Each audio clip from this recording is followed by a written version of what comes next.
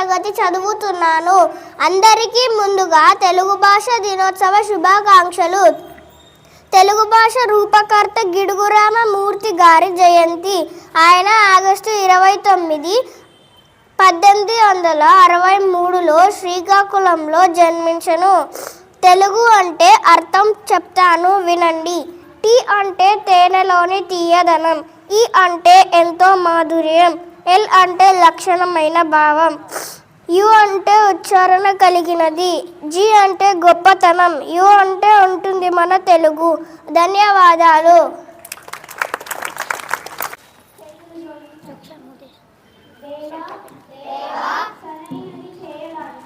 సరైనది చేయడానికి నాకు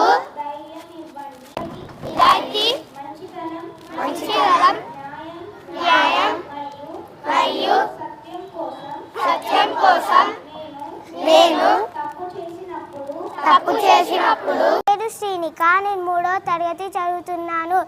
ఈరోజు ప్రతిజ్ఞ చెప్పబోతున్నాను. మీ కుడి చేతిని ముందుకి చాపండి. భారతదేశం నా మాతృభూమి. వారసత్వ సంపద నాకు గర్వకారణం. దీనికి అర్హత పొందడానికి సర్వదా నేను కృషి చేస్తున్నాను. నేను ప్రతి వారితోనూ మర్యాదగా నడుచుకుంటాను. నా దేశం పట్ల, నా ప్రజల పట్ల, జంతువుల పట్ల సేవానితితో ఉంటానని ప్రతిజ్ఞ చేస్తున్నాను. వారి శ్రేయాభివృద్ధులే నా ఆనందానికి మూలం.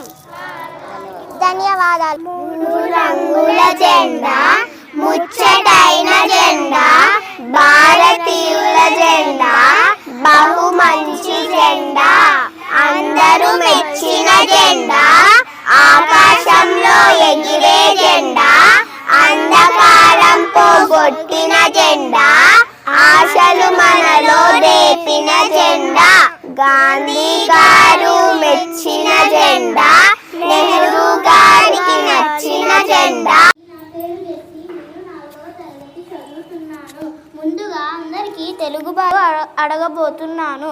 మొదటి ప్రశ్న, గాంధీజీ చేతుల్లో ఎల్లప్పుడూ ఉండే పుస్తకం ఏది?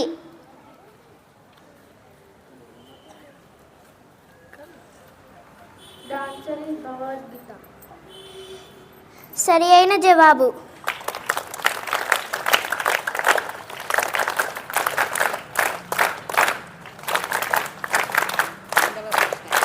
రెండవ ప్రశ్న, ప్రపంచంలో పులులు ఎక్కువగా ఉన్న దేశం ఏది?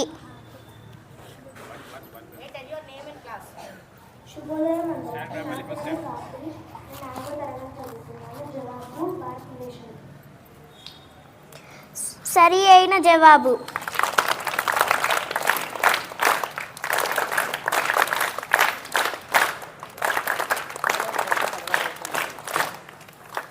మూడవ ప్రశ్న అడగబోతున్నాను.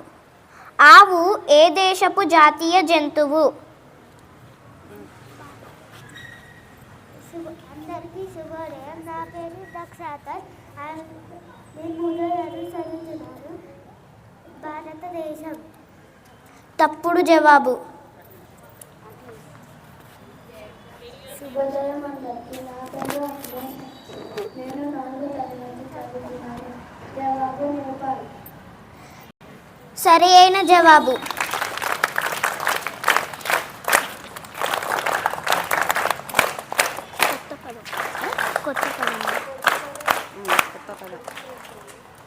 స్టెనటీస్ అటెన్షన్ చెప్పబోతుంది. అందరికీ శుభోదయం. నా పేరు ఆదిని. 3వ తరగతి చదువుతున్నాను. మంచిగా చెప్పినానా? తెలుసుకున్నాను. మైత్రి అంటే అందరితో స్నేహంగా ఉండాలి. ధన్యవాదాలు. 3వ తరగతి కన్విక సామెత చెప్పబోతుంది. అందరికీ శుభోదయం. నా పేరు తన్విక. నేను 3వ తరగతి నేను 3వ తరగతి చదువుతున్నాను. నేను ఇప్పుడు ఒక సామెత చెప్పబోతున్నాను. నిదానమే ప్రధానము. ఉదాహరణ తాబేలు కుందేలు. ధన్యవాదాలు.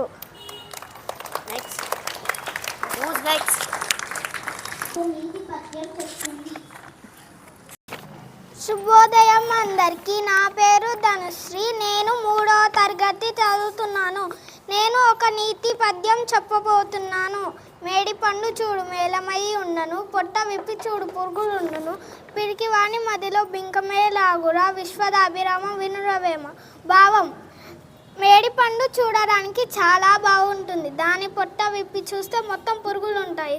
అట్లాగే పిరికివాడు చాలా బలంగా ఉంటాడు, అవసరమైనప్పుడు ధైర్యంగా నిలబడలేడు. ధన్యవాదాలు. ముందుగా అందరికీ తెలుగు భాష దినోత్సవం శుభాకాంక్షలు. లేవండోయ్ లేవండి, లేచి ముందుకు నడవండి, నవ్య భారత మేలు కాంచను నవీన భారత. నేను 5వ తరగతి చదువుతున్నాను. నేను నీతి పద్యాన్ని పాడబోతున్నాను.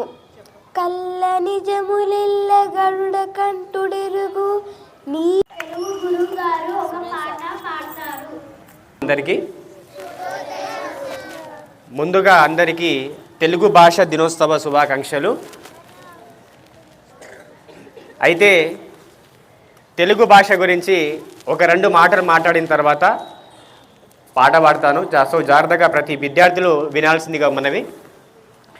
ప్రతి విద్యార్థికి సులువైన పద్ధతిలో పాఠ్యాంశాలు ఉండాలని ఆలోచించి మనం ఇంట్లో మాట్లాడుకునే భాష, బడిలో మాట్లాడే భాష వేరువేరుగా ఎందుకు ఉండాలి అని అనుకొని వాడుక భాషలోనే పాఠ్యాంశాలు ఉండాలని ఉద్యమం చేసినటువంటి వ్యక్తి. తన పుట్టినరోజైన ఆగస్టు 29న తెలుగు భాషా దినోత్సవ శుభాకాంక్షలు జరుపుకోబోతున్నాము. కాబట్టి మనిషి పుట్టిన తర్వాత మొదటగా భాష నేర్చుకునేది అమ్మ ఒడిలోనే. అదే మన యొక్క మాతృభాష. కాబట్టి ఆ యొక్క మాతృభాషకు సంబంధించింది నేను ఒక పాట పాడబోతున్నాను.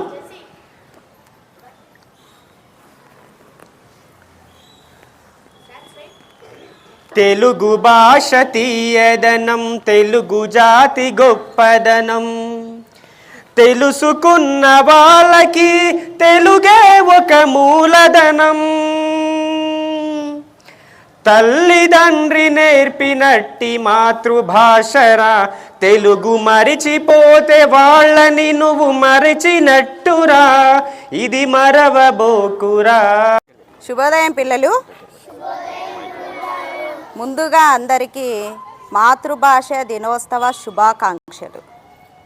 ఈరోజు గిడుగు రామ్మూర్తి పంతులు గారి జన్మదిన వేడుక. ఆయన ఆగస్టు 29, 1863 శ్రీకాకుళం జిల్లాలోని పర్వతాలపాడు అనే ఒక మారుమూల గ్రామంలో వీర్రాజు, వెంకమ్మ అనే తల్లిదండ్రులకు జన్మించాడు. ఆయన చాలా పేదరికం అనుభవించాడు. ఎవరు? గిడుగు రామమూర్తి గారు. భాష అంటే మొదట మన తల్లి మనకి ఈ ప్రపంచాన్ని పరిచయం చేస్తుంది. తర్వాత రెండవసారి మనకు తెలుగు మాతృభాషను పరిచయం చేస్తుంది. 2 సంవత్సరాల పిల్లోడికి twinkle twinkle little star, how I wonder what you want, up above the holes high like A diamond in the sky అని ఎక్కడో ఉన్న నక్షత్రాన్ని చూయిస్తూ భ్రమలో బతకమని చెప్తున్నాం. అవునా? కానీ మన చుట్టూ ఉన్న ప్రపంచాన్ని మనకు పరిచయం చేసే ఒక నీతి పద్యం, ఉప్పు కప్పు రంబు ఒక్క పోలికొండు చూడ చూడ రుచులు జాడ వేరు అనే పద్యము ఎవరు వివరించి చెప్పలేకపోతే భాషతో కన్నడ భాషతో సమానంగా ప్రాచీన భాషగా మన తెలుగు భాష గుర్తించబడింది. నా ఈ చిన్ని ప్రసంగాన్ని ముగిస్తూ ధన్యవాదాలు తెలుపుకుంటున్నాను. ధన్యవాదాలు.